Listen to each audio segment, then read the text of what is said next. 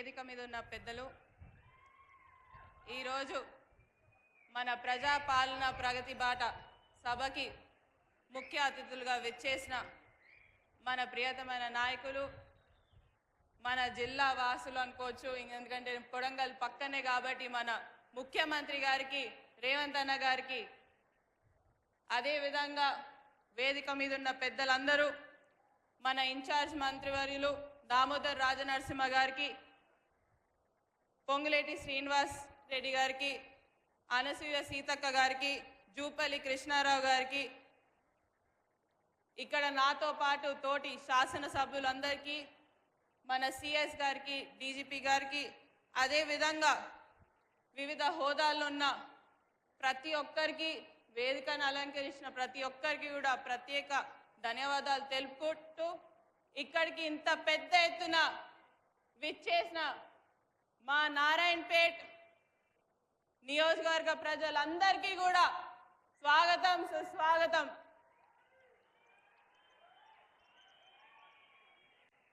ఈరోజు చాలా చాలా సంతోషమైన రోజు నాకైతే.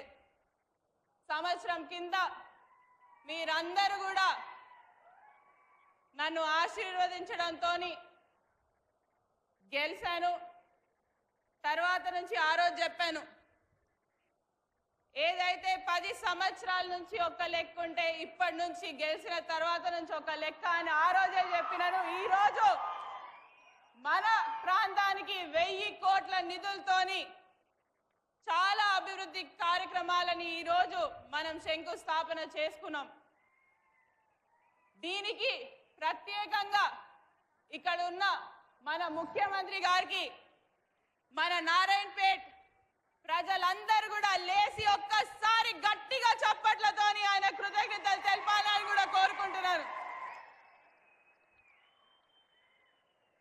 ఈడ చాలా మంది ఉన్నారు, మహిళలు ఉన్నారు. మహిళా సోదరుమణులకైతే నాకు ఎప్పుడైనా ఏ సభకు పోయినా అన్నలు ఎక్కువగా అనిపిస్తారు, తప్పుగా అనుకోకండి అన్న. ఈసారి మాత్రం సగం సభ కంటే ఎక్కువ మన మహిళలే ఉండడం నాకు ఎంతో చాలా సంతోషం ఇచ్చింది. అమ్మ, ప్రతిసారి ఇలానే వచ్చి నన్ను ఆశీర్వదించాలని కూడా మీ అందరినీ కూడా కోరుకుంటూ, ఈరోజు జరిగిన కార్యక్రమంలో అన్నిటికంటే ముఖ్యమైనది మనకు సంబంధించిన మహిళా జిల్లా సమైక్య ఏదైతే ఏర్పాటు చేసిండ్రో పెట్రోల్ బంక్ ని, అదే విధంగా మెడికల్ కాలేజ్ కానివ్వండి, ఎంసీహెచ్ కానివ్వండి, నర్సింగ్ కాలేజ్ కానివ్వండి, R&B రోడ్స్ కానివ్వండి, పంచాయత్ రాజ్ రోడ్స్ కానివ్వండి, ఇలా చెప్పుకుంటూ పోతే చాలా పనులకి ఈరోజు 100 కోట్లతోని శంకుస్థాపనలు చేసుకున్నాం. ఈరోజు దీంతో పాటు ఇక్కడికి మన నారాయణపేట్ నియోజకవర్గ అభివృద్ధి బాటలో నడుస్తుందని ఇదొక తొలి మెట్టే అని మీ అందరికీ తెలియజేస్తున్నాను. ఇక్కడి నుంచి నాకు మీరు ఇచ్చిన అవకాశంతో తప్పకుండా రానున్న 4 రోజుల్లో నారాయణపేట్ రూపు రేకులనే మార్చి తీర్తానని మీకు ఈరోజు ఈ సభ ద్వారా మాటిస్తున్నాను. ఈరోజు ఎక్కువసేపు చాలా మందికి తెలుసు, ఎక్కువసేపు మాట్లాడను, కానీ ఈరోజు నా చేత కూడా చాలా మంది మాట్లాడిస్తున్నారు. ఏం జరుగుతుంది నారాయణపేటలో, అసలు ఏం వస్తలేవు, సంక్షేమ పథకాలు వస్తలేవు, ఏం వస్తలేవు అని చెప్తుండ్రు. కానీ అన్న, మా నారాయణపేట నియోజకవర్గానికి సంబంధించి అయితే 200 ఉచిత కరెంటు, దాదాపు 40,000 గృహాలకి ఈరోజు ఉచిత కరెంట్ మనం ఇస్తున్నాం. అదే విధంగా దాదాపు గ్యాస్ సబ్సిడీ అనేది కూడా 80% మందికి ఈడ ఇస్తున్నాం. దీంతో పాటు ఇంకా చెప్పుకుంటూ పోతే చాలా ఉన్నాయి, ఒక్కొక్కటి కూడా చెప్పుకుంటూ పోతా. కొంచెం ఏంటంటే వెల్ఫేర్ స్కీమ్స్ గురించి మాట్లాడతాం. రైతు రుణమాఫీ ఇప్పటికే మనకు దాదాపు 200 కోట్ల రైతు రుణమాఫీ మన నియోజకవర్గానికే జరిగింది. ఇంకా మిగిలిందంటే ఎక్కువ లేదన్నా ఒక 50 కోట్ల వరకే మిగిలింది. అది కూడా మరి దీంతో పాటు రైతు భరోసా ఇప్పటికే అందరికీ పడుతూనే ఉంది. మహాలక్ష్మి ఫ్రీ బస్లో మా మహిళలందరూ కూడా ఈరోజు దాదాపు 1 1,26,00,000 మంది ఈరోజు ప్రయాణించిండ్రు. దాంట్లో 58 crores వరకు మనం ఇచ్చినామన్న నారాయణపేట నియోజకవర్గానికి. గృహజ్యోతి 200 యూనిట్లు ఇంతకు ముందు నేను చెప్పినట్టు 40,000 ఇండ్లకి. గ్యాస్ సబ్సిడీ 31,000 ఇండ్లకి. దీంతో పాటు అన్న ఎల్ఓసి కానివ్వండి, సిఎంఆర్ఎఫ్ కానివ్వండి, కళ్యాణ్ లక్ష్మి కానివ్వండి, మా నియోజకవర్గంలో ఇంతకు ముందు ఒక ఆనవాయితీ ఉండే అన్న, వీడు మనోడా కాదా, మనోడా అయితే ఇస్తాం, మనోడు కాకపోతే ఇయ్యం. అంతేనా? కరెక్ట్ చెప్తున్నా లేదా? కరెక్టా? మనోడు కాకపోతే చించి పక్కన పడేయాలి. చెక్ వచ్చినా కూడా చించి పక్కన పడేసే రోజులుండే అన్న. ఈ రోజు నాకు చేతికి శాంక్షన్ అయిన ప్రతి ఒక్క ఎల్ఓసి, ప్రతి ఒక్క సిఎంఆర్ఎఫ్ చెక్లు, ప్రతి కళ్యాణ్ లక్ష్మి చెక్లు ఈరోజు వెంటనే అందజేస్తున్నాం. ఎప్పటికప్పుడు ఎవరు పైన ఎవరు కింద, వీళ్ళు మావాళ్ళు కాదు. నేను మీ బిడ్డని, మీ నారాయణపేట బిడ్డని కాబట్టి మీరందరూ ఆశీర్వదిస్తే నేను ఎమ్మెల్యే అయినా. తప్పకుండా ప్రతి ఒక్కరికి కూడా సంక్షేమ పథకాలు అందే విధంగానే ముందుకెళ్తాం. మీరన్నట్టు ఇంకా కొంతమంది చాలా అంటున్నారు. ఇంకా చెప్పాలంటే అసలు చెప్పుకుంటా పోతే వాళ్ళ గురించి మాట్లాడదలుచుకోను. నేను అసలు మాట్లాడను కూడా.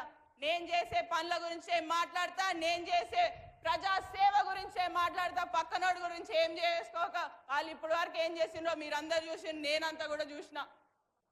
ఇదే విధంగా నేను కేవలం కొన్నే అన్నా, ఇంకా కొన్ని పనులు ఉన్నాయి మా దగ్గర మేజర్గా చేయాల్సినవి. మీరు ఎలా అయినా సాగునీరు ద్వారా మనకి మక్తల్, నారాయణపేట, కొడంగల్ లిఫ్ట్ ఇరిగేషన్ ఎలా అయినా ఇచ్చిండ్రు. అదే విధంగా ఇంకా కొన్ని ప్రాంతాలు ఉన్నాయి చిన్న ఇరిగేషన్ స్కీమ్స్ ద్వారా, కొండాపూర్ కానివ్వండి, లేకపోతే అటువైపు కోయల్కొండలో గణపతిరాయ్ చెరువు కానివ్వండి, ఈ రెండు చేస్తే మాత్రం తప్పకుండా నీళ్లు పూర్తి స్థాయిలో నారాయణపేట నియోజకవర్గానికి మొత్తం కూడా అందుతాయని మీకు ఇక్కడ నుంచి మా రిక్వెస్ట్ అన్న. దీంతో పాటు మంచినీటి సరఫరా ఇప్పుడే నారాయణపేట నియోజకవర్గంలో నారాయణపేట టౌన్కి చాలా ఇబ్బందులు అవుతున్నాయి అన్న. మిషన్ భగీరథ ఏర్పాటు చేసినప్పటి నుంచి మా కనెక్షన్ ఆల్మోస్ట్ మన్యంకొండ నుంచి వస్తుంది. అది ఎక్కడైనా ఒక్క దగ్గర కట్ అయినా చాలా ఇబ్బందులు అవుతున్నాయి.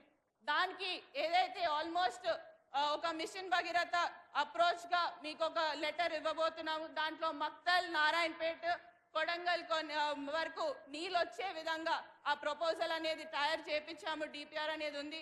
అది ఒకసారి మీరు చూసి తప్పకుండా మాకు శాంక్షన్ చేయాలని కూడా కోరుతున్నాం.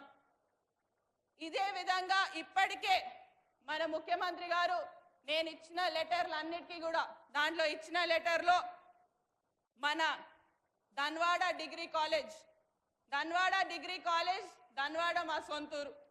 ధన్వాడ డిగ్రీ కాలేజ్ వచ్చి 3 సంవత్సరాలు 4 సంవత్సరాలైనా ఒక భవనం లేకుండే షిఫ్ట్ బేసిస్ లో నడిపించిండ్రు. ఆ ధన్వాడ డిగ్రీ కాలేజ్ కోసం ఒక బిల్డింగ్ శాంక్షన్ కోసం అడగడం జరిగింది. మన ముఖ్యమంత్రి గారు వెంటనే శాంక్షన్ ప్రాసెస్ అనేది కూడా మొదలు పెట్టారు. త్వరలోనే ఆ బిల్డింగ్ అనేది కూడా మనకు వస్తుంది. దీంతో పాటు నారాయణపేట టౌన్ లో గవర్నమెంట్ ప్రాక్టీసింగ్ హై స్కూల్ అనేది ఉంటుందన్న.